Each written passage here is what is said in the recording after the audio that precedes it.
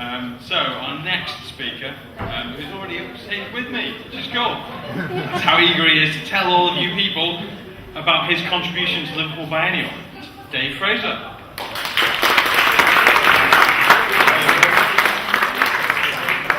Right, well, I'm going to talk a bit about Liverpool Biennial. I'm going to talk about my response to some of the artworks involved, and then whether what I did was in fact art. So, Liverpool Biennial has been going since 1998.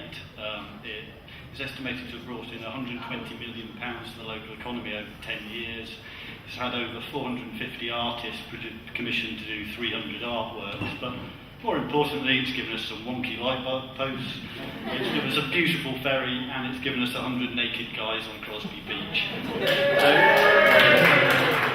This year, there's various stories. We've got Chinatown, the ancient Greece, and we've got all sorts of wonderful things like our colourful buses, our new fountain, and this beautiful thing by Oliver Larrick, who has taken a 3D print of a statue by John Gibson, the Liverpool artist, in the Walker Art Gallery, and reimagined it in new materials.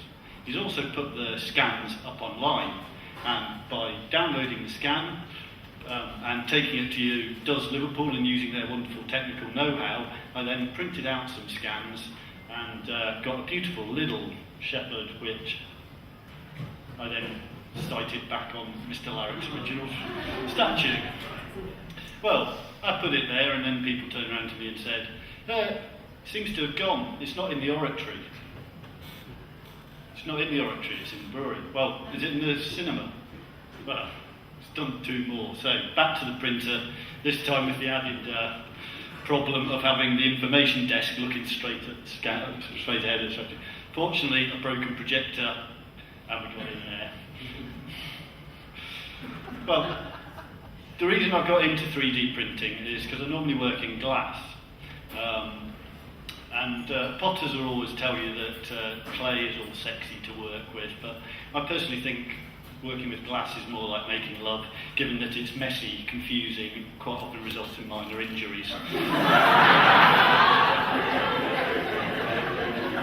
I knew that you could use PLA to make moulds and burn it out, but there is an absolute dearth of information, and most of it comes from aluminium smelters in America, where they say, put your microwave in the back of your and have your 12 gauge ready. So, some trepidation, I fired up my kiln after making the mould, and there wasn't, thank God, a load of thick black smoke.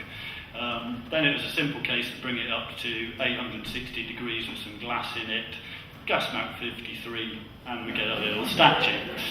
Obviously, it's glass. I don't want to have it just anywhere that kids are going to get hold of it. Laura Favetto's momentary monument, which is on Lorindus Street in the Wells, is a 4 metre high, 24-ton block of granite, which is a little slot that you can put donations and letters through, and all the donations go to refugees.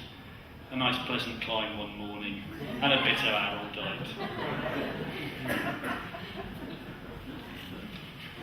It was great.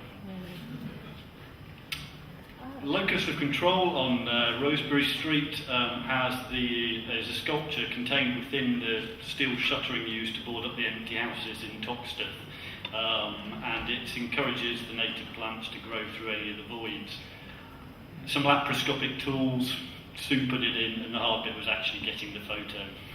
So, for my final piece, I wanted to capture the light that was had in Rita McBride's sculpture, the portal in Toxteth Reservoir. So, I used this nice yellow glass which fluoresces under UV light.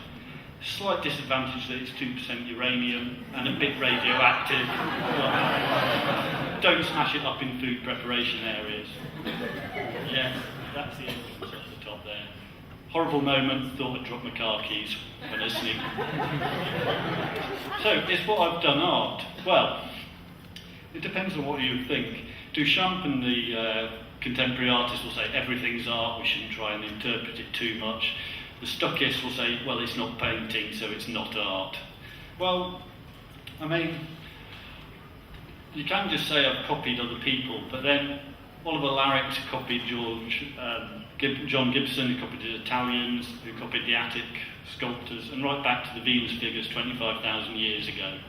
But hopefully, I've learned a lot about my craft. I've brought some other people enjoyment. I've posted on social media, so used it as part of sort of an interaction with wider society, and maybe, just maybe, made somebody think.